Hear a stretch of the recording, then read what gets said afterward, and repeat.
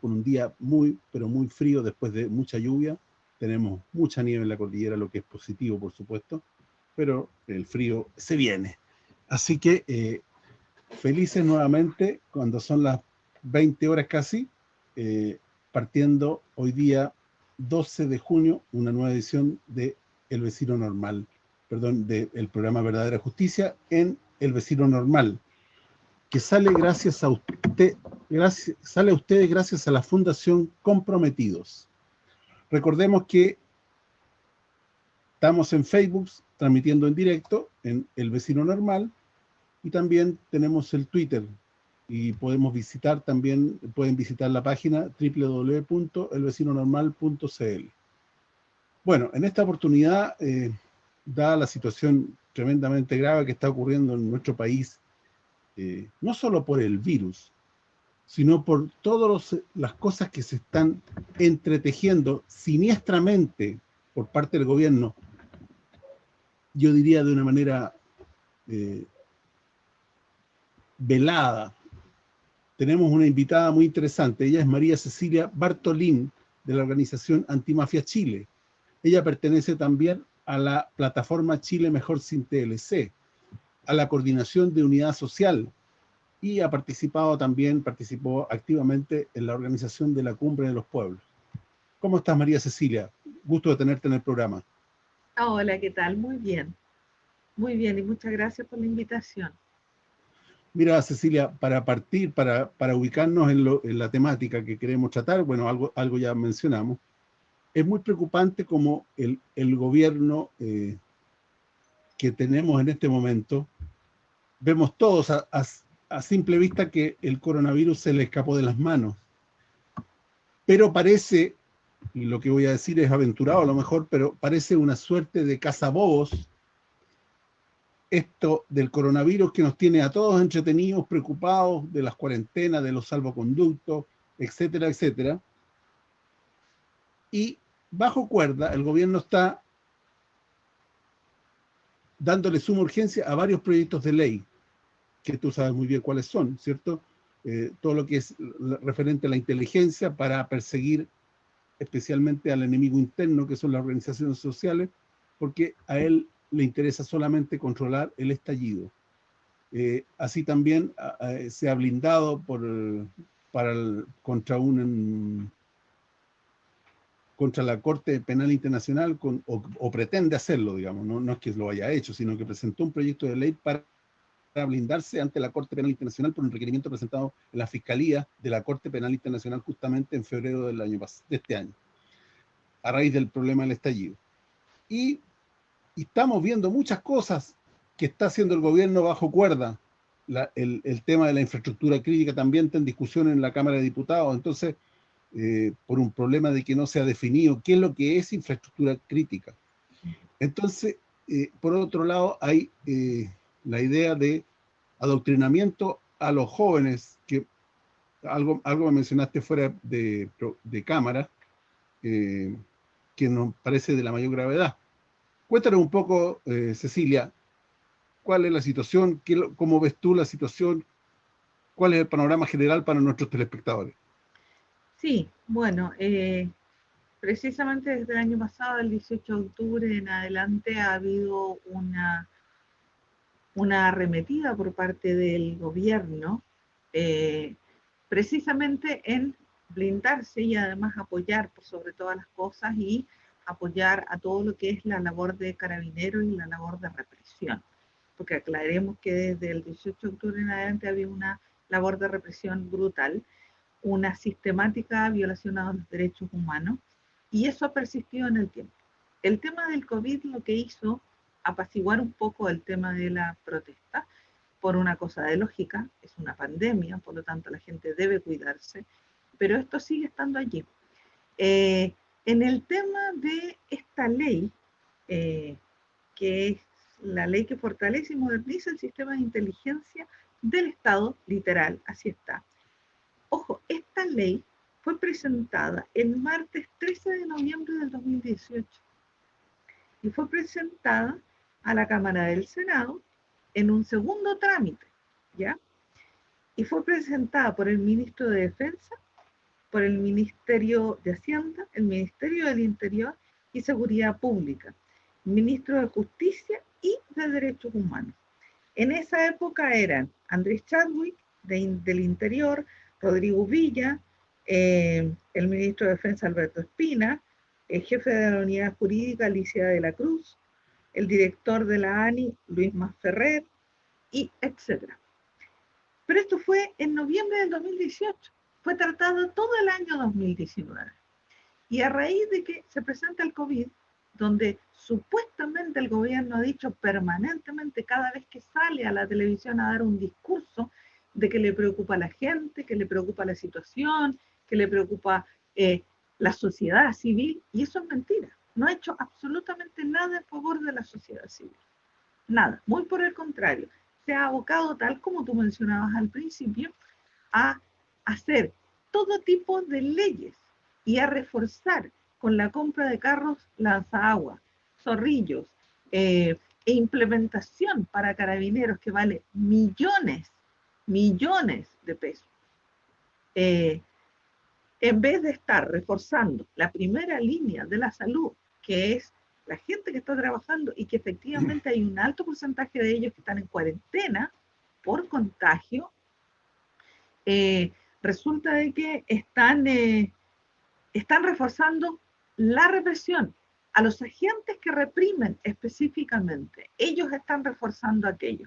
No están haciendo nada en favor de la gente en este momento del COVID. Esta ley, efectivamente, lo que dice y lo que hace es cambiar. Esta ley existe, pero lo que hace es cambiar una cosa pequeña que parece insignificante, pero que es muy preocupante, y que es criminalizar a las organizaciones sociales y a todo aquel que esté en contra o sea acusado de violar la seguridad del Estado. En este caso, las protestas, por ejemplo. Esta ley dice, literalmente, que está hecha para prever toda injerencia de agentes extranjeros que vengan a debilitar el Estado. ¿Qué es lo que cambia en la ley? Que dice que no solamente no solamente los extranjeros vienen a esto, sino que sean enemigos internos y externos. Y al decir internos tampoco especifica qué enemigos, porque podríamos estar hablando, por ejemplo, de los narcotraficantes, ¿no es cierto?, de la colusión de los empresarios, porque eso es desestabilizar el país. Pero no se dice ni se especifica en la ley. Habla de enemigo interno.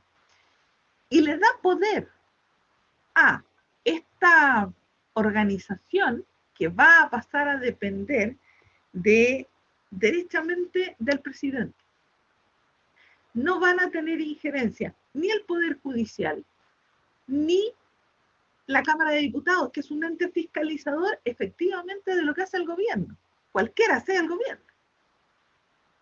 No van a tener injerencia, no van a poder llamarlo o llamar a esta persona que va a ser de exclusiva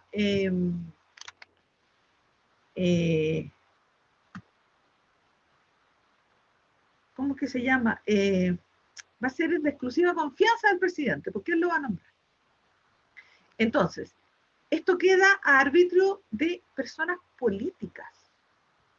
No hay una entidad como la Cámara de Diputados o el Poder de Justicia que pueda decir, a ver, un momento, no, ustedes no pueden hacer seguimiento porque van a hacer seguimiento, van a haber infiltraciones, van a haber todo tipo de seguimiento, incluso van a poder verificar tus correos en caso de que seas tú llamado como un enemigo interno. O sea, no solo van a hacer escuchas, sino que además van a poder intervenir tus correos, tu correo, digamos, que es absolutamente privado. Y sin una autorización judicial, porque eso también en la ley hoy está, pero lo tiene que autorizar un juez. Y eso no va a estar más adelante. Va a ser a arbitrio de esta persona que va a ser una entidad política de absoluta confianza del presidente y que queda de ese arbitrio. La Cámara de Diputados solo va a recibir una vez al año un informe secreto de esta persona y no va a tener la posibilidad de llamarlo cuando necesiten información de algo que están haciendo, porque van a requerir 2/3. Y nosotros sabemos lo que pasa con los 2/3. Eso nunca funciona, ¿no? El tema de los 2/3 no funciona porque hay una parte de la oposición que ha estado avalando y ha estado de alguna manera dándole la posibilidad a este gobierno que apruebe todo tipo de leyes en contra de la movilización social, en contra de cualquier tipo de manifestación, en contra incluso, ojo, de la libertad de prensa, porque recordemos que del 18 de octubre en adelante, una de las cosas que pasó fue que simple y sencillamente nada de la movilización real, ojo, y hablo de la movilización real porque en televisión abierta solo salieron vandalismo, quema de cosas, quema del metro, quema de esto, destrucción, y resulta que eso no solamente fue lo que pasó, pasaron muchas cosas más. Y solo se abocaron a todo lo que era violencia. ¿Para qué? Para criminalizar al movimiento social. Sabemos, y soy súper responsable en lo que digo, que hay videos que efectivamente avalan el hecho de que mucha gente afirma, y nosotros lo hemos visto, yo lo he visto, estos videos donde efectivamente las estaciones de metro, o algunas de ellas, sobre todo las que dan hacia Puente Alto, estaban siendo vigiladas por carabineros y aún así, y militares, y aún así se quemaron. ¿Cómo es posible? Todavía al día de hoy, desde el año pasado, no hay ni una persona responsable y la investigación no se sabe en qué está. Y sabemos, porque a través de Unidad Social conocemos al presidente del sindicato de trabajadores del metro, que ellos han exigido una y otra vez que de una vez por todas digan quiénes fueron los culpables, porque además los fuegos comenzaron en lugares que no tenía acceso a la gente. Bueno, entonces todo este tipo de cosas van a verse aumentadas. Y además, lo otro que permite este nuevo cambio a la ley, ¿no? Es efectivamente que van a poder infiltrarse personas de las inteligencias, ya sean militares o de carabineros, van a poder infiltrarse en las organizaciones sociales para recabar información. Entonces, esto es grave. Ahora, cuando se presentó esta ley, el día 13 de noviembre, el ministro del Interior en ese momento, Andrés Chadwick, explicó que esta ley fue creada y que se reunió un grupo de trabajo de sectores políticos, parlamentarios, alcaldes, representantes del Ministerio Público, actores del mundo académico y civil, pero no dicen quién. Yo no recuerdo que nadie, ninguna de las organizaciones civiles haya sido invitada para hablar de esta o para participar de la creación de esta ley. Esa es la verdad. O sea, no sabemos, no conocemos y conocemos harta gente involucrada dentro de las organizaciones civiles. ¿Ya?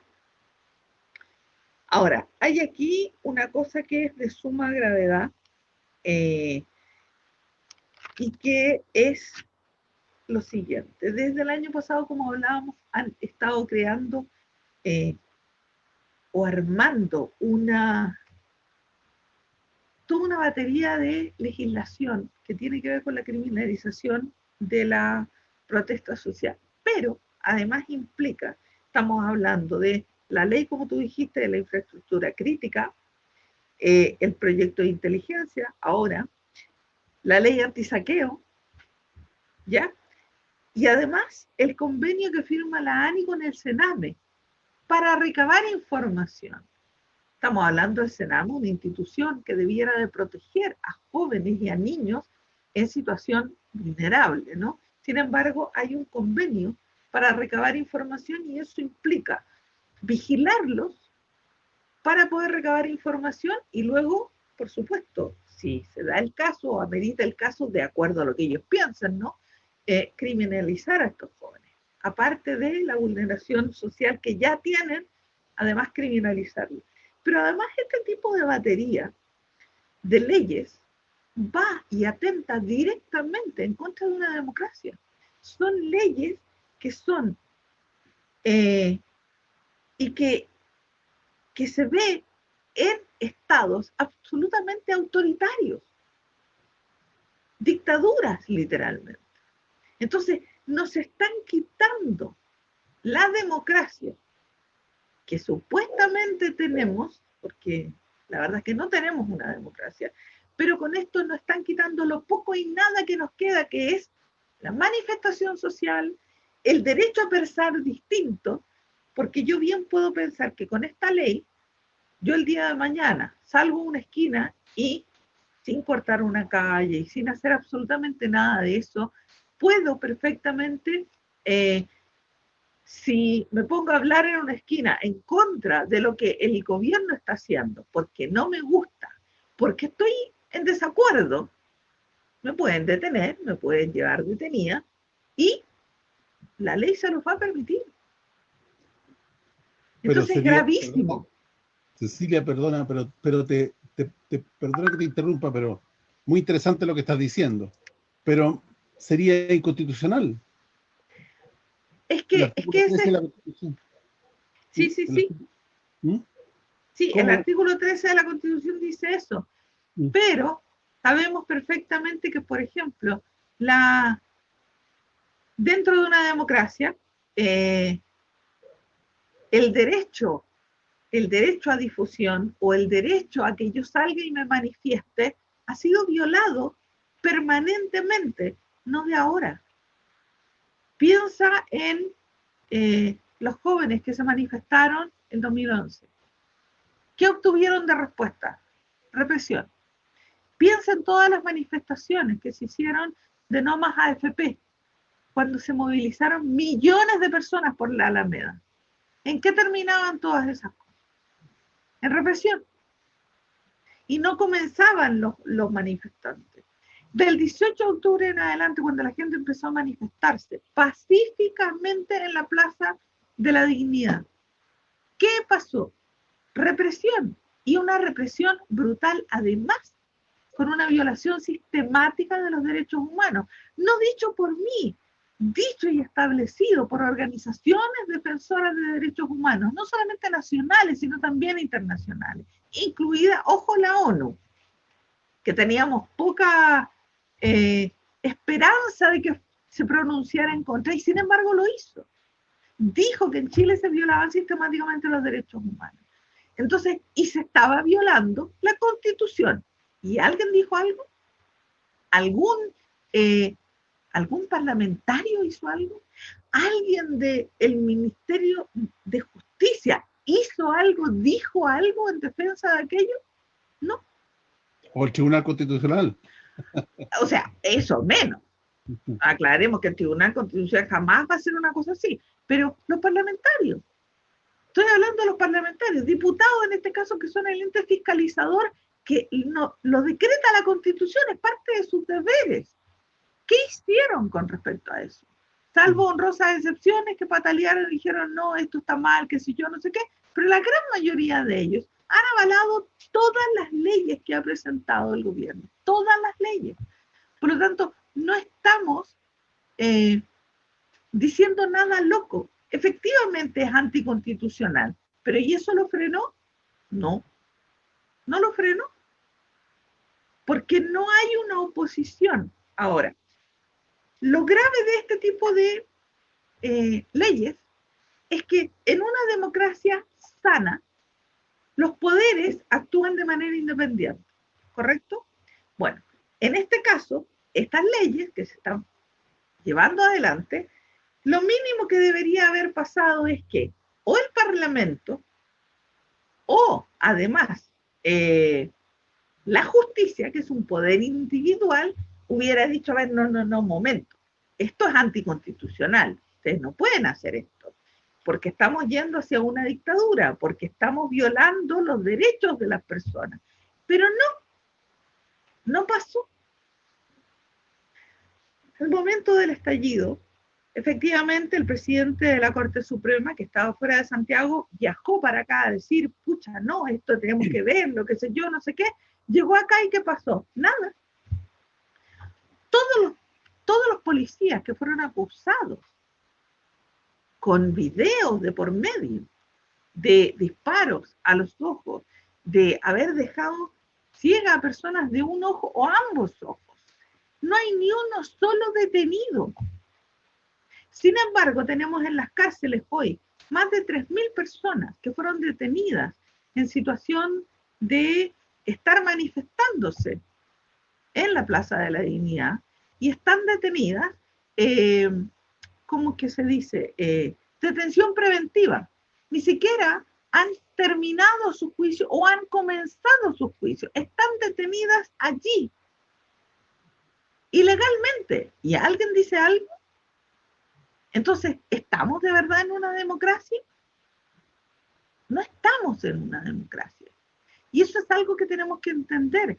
En televisión abierta estas cosas no se hablan. Solo criminalizan a la protesta social. Cuando alguien habla algo en contra del gobierno, lo interrumpen, esto, lo otro. No te dejan, no te permiten. Es más, hay videos durante la movilización del 18 de octubre en adelante. Nosotros conocemos a una periodista, Paola Dragni, de Telesur, que es independiente, además extranjera, y ella fue, pero sujeto de violencia por parte de carabineros una y otra vez, teniendo todos los permisos, porque ella es un medio extranjero de comunicación, teniendo todos los permisos al día, y sin embargo, la mojaron, la violentaron, la empujaron, la golpearon, botaron a su camarógrafo, les echaron gas pimienta en la cara. Hay videos de eso. ¿Alguien hizo algo? No, ni la justicia, ni los parlamentarios. Entonces, ¿de verdad estamos en una democracia? Yo creo que no. Ahora, hay otra cosa que es también muy grave. Dentro de esta ley, la ley dice actualmente que se tiene que investigar, recabar información. Bueno, esto cambia. Y la ley actual, la que están promoviendo, dice que hay que detectar, localizar y neutralizar tanto actores nacionales como extranjeros, y además se debe recabar y almacenar información. Esto es lo mismo que pasaba en dictadura. O sea, si lo tomamos y lo llevamos a la realidad, es lo mismo que pasaba en dictadura. Ahora, esto debió, además, el presidente le ha puesto a todos estos proyectos suma urgencia. En plena pandemia, donde él debiera estar preocupado de que todo lo que es implemento de seguridad, mascarillas, guantes, clorogel y un montón de otras cosas están por las nubes. Los precios se fueron a las nubes.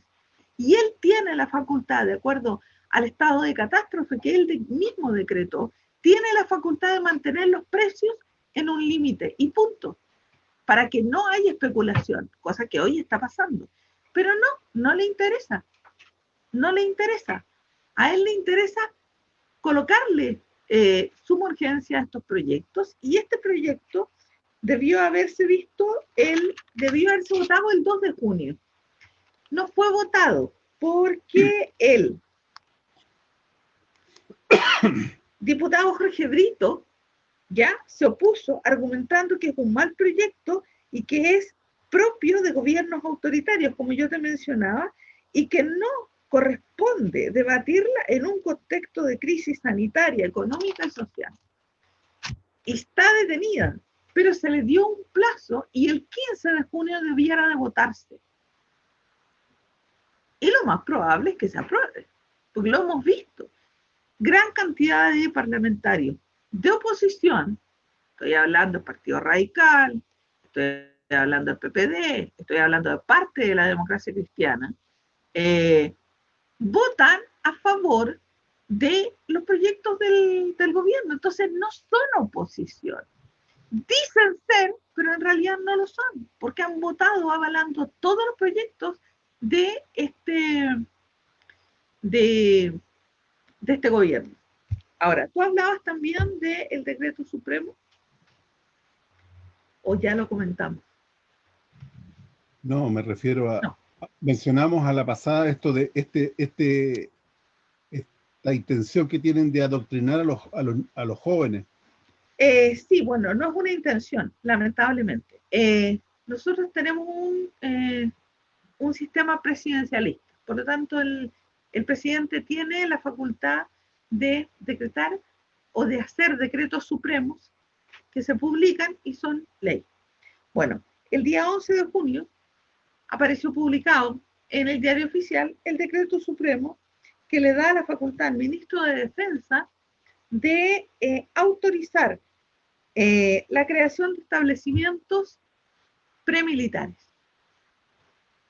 ¿Qué implica eso? Estos establecimientos premilitares que antiguamente existían eran básicamente para preparar a aquellos jóvenes que querían ser oficiales o suboficiales en alguna rama de las Fuerzas Armadas, ¿ya? Sin embargo, hoy el ministro de Defensa tiene la facultad de crear o de intervenir colegios y decir que este colegio va a ser un colegio premilitar. ¿Qué es lo que hacen los colegios premilitares? Los colegios premilitares adoctrinan para que estos jóvenes que quieren ser oficiales en algún momento sean obedientes a su superior. Entonces, adoctrinamiento de obediencia, al revés de lo que es la educación, que es darle las herramientas a los jóvenes para que puedan pensar críticamente, crear y educarse. Son cosas muy distintas, ¿no? Pero bueno, hoy el ministro de Defensa tiene esa facultad porque ya está publicado en el Diario Oficial. Por lo tanto, ya es ley y él puede hacer. Eso es lo que se nos viene a futuro, además. O sea, para completar un estado policial y militar, un adoctrinamiento militar para que la gente no se resista y obedezca y acepte la imposición del gobierno, así como lo hacen los borregos militares. Sí, correcto, pero aquí no estamos hablando de la gente en general, estamos hablando de los jóvenes, los que están en educación, educándose para. Sí. Entonces, quieren a ellos controlarlos porque saben que la gran mayoría de los manifestantes hoy que partió el 18 de octubre son jóvenes. Aquellos jóvenes que no vivieron lo que fue la dictadura. Jóvenes de 30 años para abajo. Jóvenes de 35, 40 años para abajo, que no vivieron la dictadura y que hoy saben lo que es la represión porque la vivieron en carne propia. Entonces, a estos jóvenes que vienen ahora y que estaban metidos en esta revuelta social, y que aclaremos que es una revuelta social por dignidad, por salud digna, por educación digna, por vivir finalmente sin deudas, porque la gente en Chile se endeuda para comer y vestirse, cosa que es indigno, para que podamos tener la posibilidad de crear una asamblea constituyente y hacer un Chile mejor y más justo para todos. Pero con esto, con este tipo de leyes, con este tipo de decretos. Primero, quieren formar a los chicos cuadraditos, ¿no? Como son los militares, lavado de cerebro y ser, yo te digo verde, tú dices verde porque yo dije verde, punto. Obediencia ciega.